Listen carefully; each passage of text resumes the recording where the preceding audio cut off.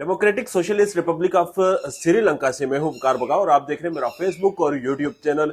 Bangkok की flight के दौरान 10 घंटों का स्टे था और श्रीलंका में स्टे था, श्रीलंका के शहर कोलंबो में इस वक्त मैं मौजूद हूं और मेरे इस वक्त बाएं जानब एक जबरदस्त सा बीच है। यहाँ पर समुद्र की लहरें शोर मचा रही हैं और समुद्र की हवा जो है वो मेरे चेहरे को छू रही है, जबकि मेरे अकब में आपको स्विमिंग पूल नजर आ रहा है। मेरी दाएं तरफ एक ऐसा रेस्टोरेंट है जिसमें दरख्त हैं, जिसमें हरियाली है और इंतहाई खूबसूरत है। कोलंबो को 10 घंटों में जितना मैंने डिस्कवर किया वो इंतहाई खूबसूरत शहर है, जिसमें नेचुरल चीजें हैं, नेचुरल हमें कुदरत देखने को मिली। मगर एक चीज जो मैंने नोट की वो ये है कि ये मुल्क इस वक्त बैंकक्रप्ट कर चुका है। इस मुल्क की माइशत तबाह हो चुकी है और इस मुल्क के इस वक्त जो माशी हालात हैं वो अफसोसनाक है। मगर यहां पर महंगाई इस हद तक बढ़ चुकी है कि एक शख्स अगर पानी की बोतल भी खरीदता है तो वो भी कई 100 रुपए में है। यकीन कीजिए, मैंने एक फ्रूट की प्लेट ली और वो मुझे पाकिस्तानी 1300 रुपए में पड़ी, जो कि जिसमें सिर्फ एक केला मुश्किल था और 2-3 और छोटी छोटी चीजें, 2 अंगूर के दाने इस तरह से थे। तो इस वक्त जो मैंने एनालाइज किया श्रीलंका की ये माइशत की हालत कैसे हुई, इसका अगर आपको थोड़ा सा रिकैप देता चलो तो माजी में हमने देखा कि महिंद्रा राजापाक्सा जो था, जो इसका प्रेसिडेंट था, प्राइम मिनिस्टर, उसने जब उसकी गवर्नमेंट आई तो उन्होंने अपने 3 भाइयों को मिनिस्ट्रीज दे दी, finance ministry, defence ministry, education ministry, और अपने एक बेटे को उन्होंने स्पोर्ट्स मिनिस्ट्री दे दी। तो पता ये चला जब इस चीज को देखा गया कि उन्होंने अपना ही सारा घर, अपने ही सारी फैमिली इस मुल्क पर मुसल्लत कर दी थी, बिल्कुल उसी तरह जिस तरह पाकिस्तान में हमारे शरीफ बरादरान करते हैं।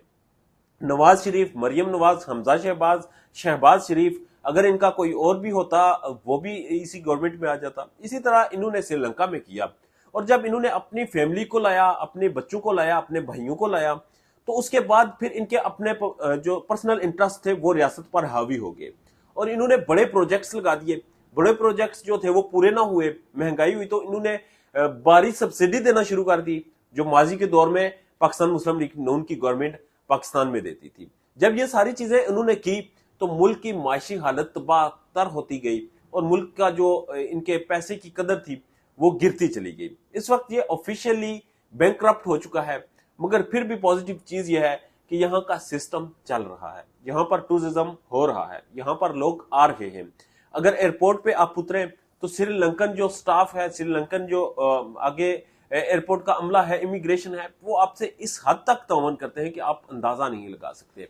आप पूरी दुनिया घुमाएं, श्रीलंका आपको बहुत अच्छे से ट्रीट करता है। और श्रीलंका के मुकाबले में अगर पाकिस्तान, जो कि अभी ऑफिशियली बैंकक्रप्ट नहीं हुआ, वहां पर आप जाएं तो आपके कानों से धुआं निकल जाता है। आपकी ऐसे ऐसे अंदाज में तलाशियां ली जाती हैं कि आप समझते हैं कि शायद आपने कोई ऐसी न्यूक्लियर पावर की, कोई न्यूक्लियर हथियार लेके जा रहे हैं जिसकी वजह से आपको इस कदर चेकिंग की जा रही है।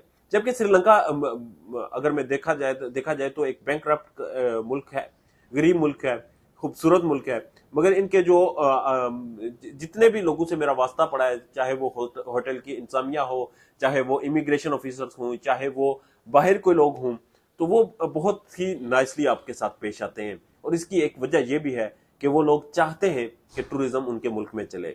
हमें श्रीलंका से सीखना होगा और इबरत पकड़नी होगी कि जहां इतना खूबसूरत मुल्क, इस कदर नेचुरल रिसोर्सेज और इस कदर बेहतरीन मुल्क, इस कदर बेहतरीन लोग, वहां पे अगर बैंकक्रप्सी हो सकती है, वहां पे अगर तबाही हो सकती है, तो इसके पीछे मुहरकात सिर्फ और सिर्फ ये है कि वो अपने गवर्नमेंट में अपनी ही नस्लों को परवान चढ़ाते हैं, अपनी ही नस्लों को नवाजते हैं और फिर हालत ये हो जाती है।